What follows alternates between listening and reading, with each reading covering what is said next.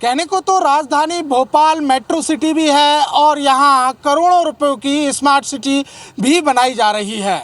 Development की बात की जाए तो ऐसे सैकड़ों प्रोजेक्ट है जो राजधानी भोपाल को आने वाले समय में चार चांद लगाएंगे, लेकिन इन प्रोजेक्टों को अंजाम देने वाली कंपनियों की कितनी मनमानी होती है उसकी तस्वीर आज हम दिखाएंगे। नमस्कार, मैं हूं शिखिल व्यवहार और आप देख रहे हैं हमारी खास पेशकश सवाल आपका है। और आज हम अपनी इस खास पेशकश में आपको बताएंगे कि किस प्रकार से राजधानी भोपाल में जो 1 दर्जन से ज़्यादा एजेंसियां अलग अलग प्रोजेक्टों में काम कर रही हैं, उनकी मनमानी से राजधानी की न सिर्फ सूरत बिगड़ी है बल्कि लोगों को भी परेशानियों का सामना करना पड़ रहा है। तमाम अनुबंधों को लेकर कई बार आप लोगों ने आपत्ति जताई, क्या हुआ और क्या नियम? देखिए, जैसे ही किसी भी को ठेका मिलता है या उसकी आरएफपी जो डिज़ाइन की जाती है उसमें स्पष्ट लिखा होता है कि वो जहाँ पर काम करेगा, अगर वो काम कर रहा है यातायात बाधित होता है तो अगर उसकी अप्रोच रोड बाजू से कोई है या सर्विस रोड है तो उसको लिंक रोड बनाकर आगे की ओर वो ट्रैफिक को डाइवर्ट करेगा। पर यदि वो लिंक रोड सही नहीं है, यदि उस पर जाने का रास्ता ठीक नहीं है या उसमें गड्ढे हैं या बारिश में उसमें पानी भर जाता है तो उसी निर्माण एजेंसी की जिम्मेदारी होती है कि उस सड़क को वो जनता के लिए इतना बेहतर बनाएगा कि जनता को उससे आवागमन में दिक्कत नहीं आए। भोपाल में अक्सर ये देखा जा रहा है, अगर आप सीवेज लाइन को भी ले लेंगे तो एक अंकिता कंस्ट्रक्शन नाम की कंपनी है, उसने कई जगहों पर रोडों को खोद दिया पर रोडों को वापस से वैसा नहीं किया जैसे वो पहले थे। कई बार आंदोलन किए अप्रोच रोडों को लेकर और तमाम बार कई बार आप लोगों ने आपत्ति दर्ज कराई है, क्या निकला है इसका असर? देखिए, कहीं कोई असर होता दिखता नहीं है और सरकार के जितने मुखिया हैं, बड़े पदों पर बैठे, चाहे वो नेतागण हों, अधिकारी हों, उनके कहने और करने में बहुत अंतर है। जिस प्रकार से वो बातें करते हैं जनता की सुख सुविधाओं के लिए, वो ऐसी बातें कहीं नहीं हो रही। 14,420 करोड़ से ऊपर का जो बजट है इसको यहाँ लाया गया है और मेट्रो की मेरे को नहीं लग रहा अभी 10 साल भोपाल को ज़रूरत होती है, लेकिन फिर भी ये बना रहे हैं। लेकिन उसके साथ मेट्रो है, मेट्रो के बाद वो गैस लाइन डल रही है, कहीं सीवेज लाइन डल रही है। उनको काम करने वाले जिन सेवा शर्तों पर ठेके दिए जाते हैं वो कहीं कुछ नहीं होता है। भोपाल में पहले 56 वार्ड थे, फिर 66 हुए, फिर 70 हुए, फिर 85 वार्ड हो गए, लेकिन जनता आज भी मूलभूत समस्याओं के लिए परेशान है। सड़क, बिजली, पानी, कचरा, इसको लेकर जनता रोजाना परेशान है। पाइप की फूटी हुई है, लोग परेशान हो रहे हैं, लोग जा के सीएम हेल्पलाइन में शिकायत कर रहे हैं, कहीं कुछ भी सुनवाई नहीं है। आपने भी एक आंदोलन किया था, आपके यहाँ भी एक सड़क थी जिसको लेकर लगभग 15 से 20 बार बड़े आंदोलन किए, वो भी कहीं ना कहीं प्रोजेक्टों की और ठेकेदारों की लापरवाहियों का शिकार हुई थी, क्या हुआ उसका? बिल्कुल ठेकेदारों की लापरवाही थी और ठेकेदार जो उसके अधिकृत थे उनसे बात करी तो वो बोले हमें पैसा नहीं मिल रहा। तो वो बार अधूरी रोड 3 करोड़ की रोड थी और मात्र 2 किलोमीटर रोड अभी भी नहीं बन पाई है, अभी भी काम उसका चल रहा है। ये बड़े अपने आप में एक हमारे लिए सोचने वाली बात है कि राजधानी भोपाल और जहाँ की पूरा प्रशासन बैठा है, यहाँ की पूरी सरकार बैठी है, वहाँ पे आप देखो गली मोहल्लों में क्या हालत है। 4 इमली की रोड बन जाए या राजभवन की रोड बन जाए या श्यामला हिल्स की रोड बन जाए, उसे विकास नहीं कहेंगे हम। या स्मार्ट सिटी के नाम पे जो रोड बना दिए हैं, बड़े बड़े वृक्ष काट दिए गए, भोपाल को उजाड़ दिया गया है, इससे बड़ा दुख पहुंचता है। भोपाल के बड़े तालाबों पे कब्जा कर रहे हैं, हर जगह पैसा कमाने के लिए लोग कर रहे हैं। मैं समझता हूँ पैसा साथ नहीं जाएगा। अधिकारीगण बैठे हुए हैं, जो हमारे प्रशासन के बैठे हुए हैं, कभी भी मॉनिटरिंग नहीं करते हैं। अभी देखिए जो है, मैंने देखा है कई जगह पर गैस लाइन डल रही है, सीवेज लाइन डल रही है, ये अभी अप्रोच रोड आपका, ये सारी चीज़ें, तो इसमें हमेशा जो है कहीं ना कहीं मूल सुविधाएं रहती हैं, लेकिन इसमें मॉनिटरिंग बिल्कुल नहीं करते हैं। जो है देखिए, हम तस्वीर आपको दिखाते हैं कि किस प्रकार की सड़कें जो हैं वो अप्रोच रोडों की हालत यहाँ पर क्या है।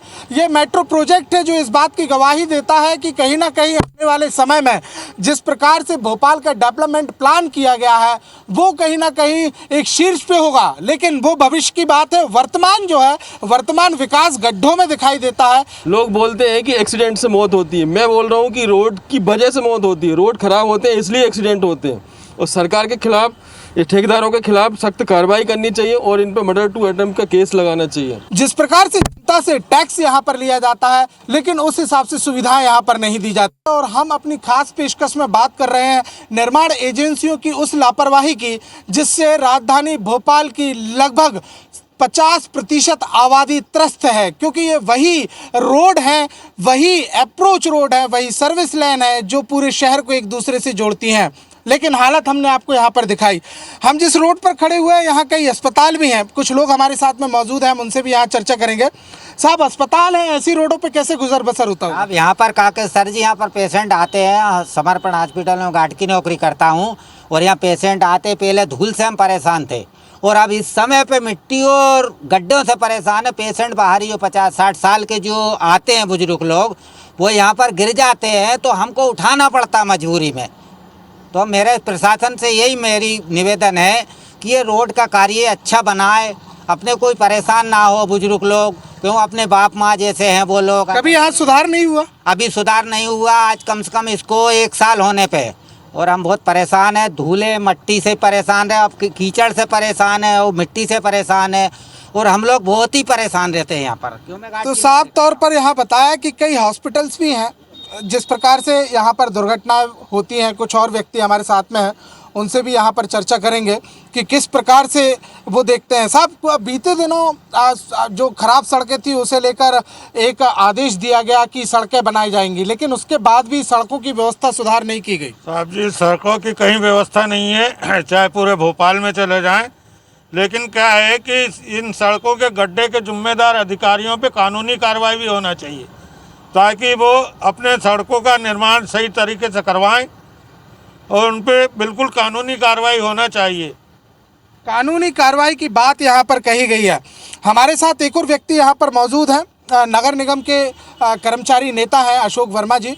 वर्मा जी, आपसे जानना चाहेंगे, कहीं ना कहीं निगरानी एजेंसी नगर निगम है, और जिस प्रकार से एजेंसी यहाँ पर वर्क करती है उसके ऊपर कार्रवाई करने का भी अधिकार नगर निगम को है और जिला प्रशासन को है। आप लोग कितना मानते हैं, कितनी कारगर साबित है नगर निगम भोपाल? ये आपने बहुत अच्छा सवाल किया है। ये बहुत ही संवेदनशील मामला है, और इन मामलों पर निगरानी जो समिति जो गठित किए गए हैं उनको बराबर निगरानी करनी चाहिए थी।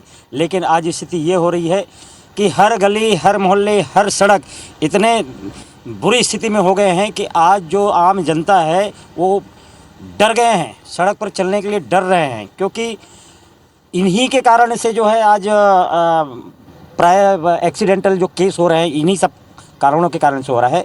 इसमें जिम्मेदारी जिनको दी गई है उनको बराबर कार्रवाई करनी चाहिए।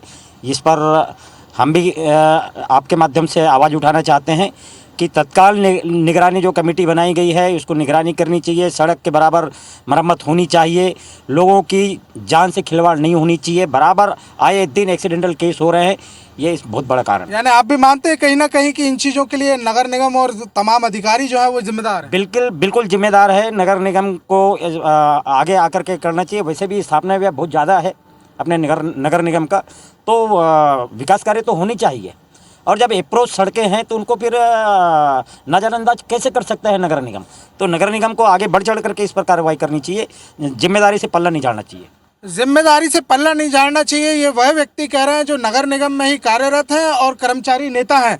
हमारे साथ पाटीदार जी यहाँ पर मौजूद है। पाटीदार जी, बात यहाँ पर अभी हाल की कि कहीं ना कहीं नगर निगम कार्रवाई नहीं करता, क्या मिली भगत का खेल? देखिए, सीधी सी बात है कि नगर निगम में जो भी टेंडर होते हैं वो टेंडर पूरी तरह से उन कंपनियों को दिए जाते हैं जिनमें कहीं ना कहीं नगर निगम के अधिकारियों की साठगांठ होती है। अब आप अगर मान लीजिए कि किसी टेंडर में जो उसका आरएफपी तय हुआ है, जो उसकी टेंडर की शर्तें हैं, उसके अनुसार यदि काम नहीं हुआ है या उसके अनुसार अप्रोच रोडों को नहीं बनाया गया है, यदि आप आरटीआई से दस्तावेज निकालेंगे, फिर उसकी शिकायत भी यदि लोकायुक्त या ईओडब्ल्यू में कर देंगे, तो वहाँ भी यही अधिकारी साठगांठ कर लेते हैं। नगर निगम भोपाल के आज भी अगर देखे जाए तो लोकायुक्त भोपाल में 40 प्रकरण जो हैं वो लंबित हैं, और ईओडब्ल्यू भोपाल में 20 प्रकरण लंबित हैं, जिसमें कि नगर निगम भोपाल के लगभग जो बड़े अधिकारी हैं वो लिप्त हैं। देखा जाए 2600 पेज की वो जानकारी है जो नगर निगम भोपाल हमको देने से डर रहा है। ये है कि इस जानकारी को रोकने के लिए आयुक्त तक जो है राज्य सूचना आयोग चले जाते हैं। आयोग आदेश करता है कि जानकारी दीजिए, उसके बाद भी वो जानकारी क्यों नहीं दी जाती है? वे अधिकारी जो भ्रष्टाचार में लिप्त हैं, जिनके नाम से लोकायुक्त और ईओडब्ल्यू में प्रकरण चल रहे हैं, उनको संविदा आधार पे बार बार रख लिया जाता है, और उसके बाद में भोपाल के जो हालात होते हैं वे ऐसे होते हैं कि जनता त्रस्त होती है और नगर निगम का अधिकारी जो है वो अपने दफ्तर और घर में बैठकर मस्त रहता है। तो बिल्कुल सही बात यहाँ पर कही गई है। एक बड़ा बात भी यहाँ पर बता रहे हैं कि नगर निगम जो है वो अपनी खामियों को छुपाने के लिए जो ऐसे हालात दिखाई देते हैं उनको छुपाने के लिए जो दस्तावेज हैं आरटीआई कानून के तहत वो भी यहाँ पर मुहैया नहीं कराता है। सर आपसे भी जानना ये चीज़ चाहेंगे कि जिस प्रकार से कई आरोप लग रहे हैं कि साठगांठ यहाँ पर होती है, नहीं किया जाता, तमाम चीज़ें यहाँ पर होती हैं, क्या लगता है आपको कि किस प्रकार से इससे निजात मिल सकती है, क्या आगे हो सकता है इसमें? देखिए, निजात तो जब मिलेगी जब ऊपर बैठे इन पे जो अंकुश लगाने वाले लोग हैं उनको सुधार लाना होगा। जैसे माननीय मुख्यमंत्री जी बोल रहे हैं कि कोई भी भ्रष्टाचार में पकड़ा जाए तो उसे बर्खास्त करो, लेकिन वो कार्रवाई कब होगी उसका इंतजार है। दूसरा, मुख्यमंत्री जी ने बोला है कि कोई भ्रष्टाचार करता है तो उसे 1 लाख रुपए का इनाम देंगे। कई बार उन्होंने अलग अलग समय घोषणा की है, लेकिन जब जो भ्रष्टाचार में लिप्त लोग पकड़े जा रहे हैं उन पर कोई कार्रवाई नहीं हो रही है। जनता के लिए जो भी प्रोजेक्ट आते हैं और वो जनता के हित के लिए आते हैं और उसमें सरकार को ध्यान देना चाहिए, इससे सरकार की ही छवि सुधरती है। और कहीं काम नहीं होता तो लोग भले ही उधर ऊपर बोल नहीं पाए लेकिन कहीं ना कहीं सरकार से रुष्ट हो जाते हैं। यानी कहीं ना कहीं ये भी माना जा सकता है कि जिस प्रकार से जो अप्रोच रोड या अन्य निर्माण कार्यों में लापरवाही की बात की जाए जिस पे जुर्माना नहीं लगाया जाता, तो ये भी कहीं ना कहीं साठगांठ का खेल है। नहीं, जुर्माना होना चाहिए और जुर्माना लगना चाहिए। और अभी जैसा कि अभी जब सड़कों की बहुत हालत ख़राब हो गई थी, बारिश हुई थी, तो उस समय मुख्यमंत्री जी से लेके मंत्री जी, हमारे नगरीय प्रशासन भूपेंद्र सिंह जी और माननीय आयुक्त महोदय और उस समय के जिला प्रशासन सभी को बोल दिया गया था कि पूरे प्रदेश की सड़कें अक्टूबर तक सुधर जाना चाहिए। आज आप देख लीजिए, नया साल आ गया, 2022 आ गया, जनवरी चल रहा है, सड़कों की हालत क्या है। भोपाल में आज भी स्थिति वो बनी हुई है। और जो सड़कें बनी रहती हैं जहाँ वीआईपी मूवमेंट रहता है वहाँ पे काम हो जाता है, बाकी आम जनता की नहीं पड़ी है। आम जनता सिर्फ चुनाव में याद आती है। अभी जो 5 राज्यों के चुनाव है वहाँ पे जनता की उपयोगिता पता पड़ेगी, बाकी भोपाल में जब चुनाव होंगे जब जनता उधर पता पड़ेगी जनता की उपयोगिता। बाकी जनता कूड़ा कचरा है इनके लिए। बहुत बड़ी बात कही है कि जब चुनाव होते हैं तभी नेताओं को इस बात की याद आती है कि काम कराए जाने हैं, विकास कार्य कराए जाने हैं। कहीं ना कहीं ये भी देखा जाना है कि किस प्रकार से जनता को सहूलियत दी जाए। साहब, राजधानी भोपाल की सड़कें पीछे जब अभी बारिश हुई थी तब सुधार कार्य कुछ शुरू हुए थे, निर्देश दिए गए थे, सुधार कार्य के नाम पर खानापूर्ति की गई, क्या कहेंगे? बिल्कुल खानापूर्ति की गई। हम लोग जो है हमेशा जो है संघर्ष करते रहते हैं अपनी मूलभूत सुविधाओं के लिए कि भाई, और जनता को चाहिए क्या, सिर्फ मूलभूत सड़क, बिजली, पानी। कोई भी जनता और नहीं मानती कि हमारे अकाउंट में इतना पैसा डलवा दो, हमारे अकाउंट में ऐसा कुछ कर दो या अपने सुविधा के लिए, सिर्फ उसको जो है सुविधा, मूलभूत सुविधा चाहिए। लेकिन हमारे अधिकारीगण कहीं भी मूल सुविधाओं पे अपना नज़रअंदाज कर रहे हैं, कहीं भी काम। हम लोग लगातार संघर्ष करते रहते हैं। अभी आप देखो डीबी माल पे, औरंगाबाद रोड पे आप ही के माध्यम से जो है हम लोगों ने जो है संघर्ष किया था। लेकिन आज भी देख रहे हैं, आज 2022 लग गया, नया साल भी लग गया है, लेकिन अब कोई भी सुनवाई नहीं हो रही, कहीं सुन रही है। और शासन प्रशासन से अनुरोध कर रहा हूँ कि इसके लिए बिल्कुल अपना विशेष ध्यान दें और सारे जो है एजेंसियों को निर्देश दें कि ये मूलभूत सुविधाओं के लिए काम करते रहें ताकि जनता परेशान नहीं हो। जनता परेशान नहीं हो, एक बात यहाँ पर कही गई है। हमारे साथ एक और व्यक्ति यहाँ पर मौजूद है, उनसे भी यहाँ चर्चा करेंगे। साहब, आपसे भी जानना चाहेंगे कि जो शिकायतें जिस प्रकार से दर्ज कराई गई थी, बीते बार भी कई शिकायतें दर्ज कराई, आप भी उनमें से एक शामिल थे समितियों के आधार पर शिकायत दर्ज कराने वालों में, क्या हुआ उसका? नहीं, देखो, समिति से जो शिकायतें दर्ज कराई जाती है, अगर उस पर एक बार अच्छी कार्रवाई हो जाए और उस पर काम करने लग जाएं तो दोबारा इस तरह हम लोग शिकायत लेके खड़े ही ना हों। और अगर मान लो कि हम 10 बार शिकायत लेके खड़े हुए और एक कोई शिकायत का हल किया गया तो हल नहीं माना जाता है। इस पे उनको गंभीरता लेनी चाहिए। जो व्यक्ति किसी बगैर किसी लालच के अपने आके समाज के लिए खड़ा हो रहा हो, समाज से कुछ मांग रहा है, सरकार से कुछ मांग रही समाज, एक तो पहली बात तो आज समाज हित में लोग निकल नहीं पा रहे हैं। वो बहुत कीमती व्यक्ति होंगे जो समाज के लिए बाहर निकलते हैं और निकल के समाज के लिए काम कर रहे हैं। अगर वो व्यक्ति काम कर रहे हैं और कोई चीज़ की मांग कर रहे हैं समाज हित में, तो सरकार को उस पर तत्काल ध्यान देना चाहिए, उसको गंभीरता से लेना चाहिए और उस पर काम करना चाहिए। सही बात है, गंभीरता से शिकायतों को लिया नहीं जाता और इसी कारण से जो हालात नज़र आते हैं वो ऐसे नज़र आते हैं कि विकास गड्ढों में दिखाई देता है और कीचड़ से भरी हुई सड़कें राजधानी की तस्वीर को बयां करती हुई नज़र आती हैं। हमारे साथ एक और व्यक्ति यहाँ पर मौजूद है, नगर निगम में आरटीआई कार्यकर्ता है, सामाजिक कार्यकर्ता है। नितिन सक्सेना जी, आपसे एक चीज़ जानना चाहेंगे।